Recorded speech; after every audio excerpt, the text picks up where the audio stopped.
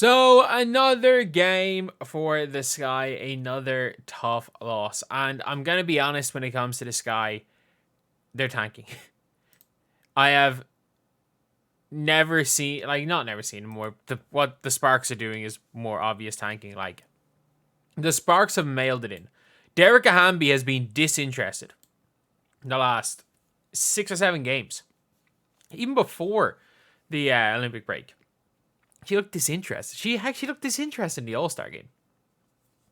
But the Sky have got a pretty rough... If you're looking at the standings here, after losing today's game, the Sky are now 11 and 16. They are only a game and a half ahead of the Atlanta Dream. And the Atlanta Dream are on a 2-game win streak. They're trying to win games. So, I think... I'm not going to predict the Sky to end up outside the playoffs, but it might happen. It really, really might happen. But for the Mercury, Kat Copper took a day off, it seemed. 2 of 11 from the field, didn't keep shooting, was cool with just chilling. Sophie Cunningham shot well. Brittany Griner did Brittany Griner things. Taurasi shot the ball really well. Felt like it was better than 2 of 8 from watching it. Monique Billings' first game with the team has 13 points. So Sutton played. Herbert Harrigan came off the bench. And in general, they had a decent game. I thought the Mercury could have won this by 40 again. But also there were times where it got close. Like the Sky had it back to 7 at one stage. But it was literally, it would be the game would go to 22. The Sky would bring it back to 12. Then 22, 12. And they got it back to 7. They pulled it back to 20. So... it was just one of those games where it felt like, again, the Mercury did not get out of second gear. And every time it got a bit close, they were like, okay, yeah, we're going to take this seriously now. We're going to start scoring. But for the Sky, I thought Kennedy Carter looked healthy. She just missed her shots. The problem with the Sky is, as you guys can see, 1, 2, 3, 4, 7, 11... 12, 13, 14. 0 of 14 from 3. This is the worst 3-point shooting team in the history of basketball. And I mean that. There is never... They pretend the 3-point line does not exist. Hey, how do you go 0 of 14? How do you not hit a 3-point shot for the entire game as a team? As a team, you didn't hit a 3-point shot. What did I just click there? Either way, again, Rachel Banham really struggled. I thought Izzy Harrison's good and decent on offense, especially when she can't score in the post. I think Cardoso's starting to step up on the offensive end. I think she has been good against 6 7 from the field. She just doesn't really rebound. But my God, Angel Reese. And this is why plus minus does not matter.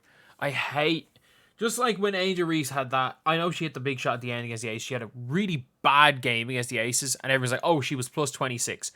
Just because she was minus 20 does not mean that she wasn't good today.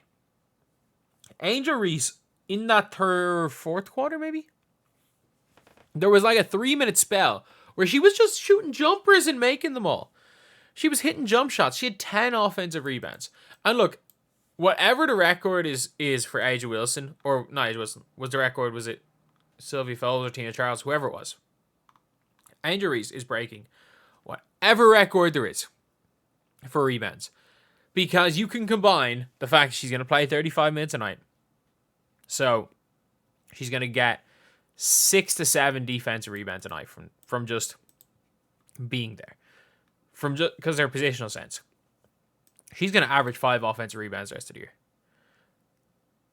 And maybe that's a low estimate. I think she might average 14 rebounds the rest of the year.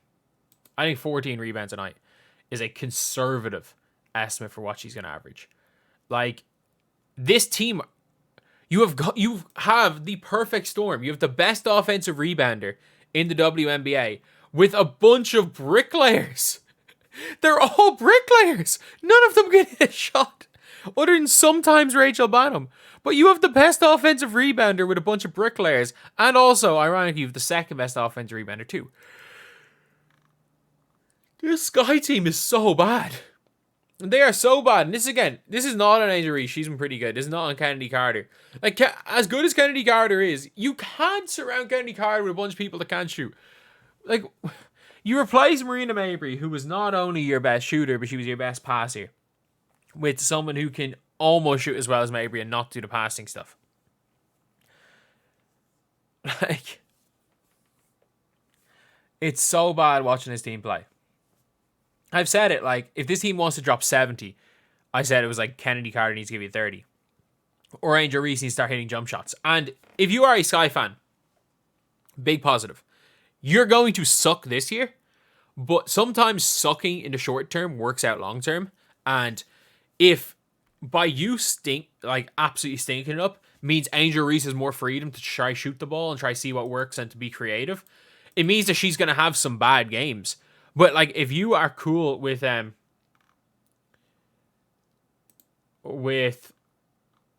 losing, which they should be because they suck. Teresa Weatherspoon should be cool with them losing because her team sucks. Angel Reese you should be okay with Angel Reese having an absolute stinker every second game if every second game is a 8 of 16 hitting jump shots 19 and 20 game. Like, if she has one of those every 4 and the other 4 she shoots 20% because she's trying new stuff.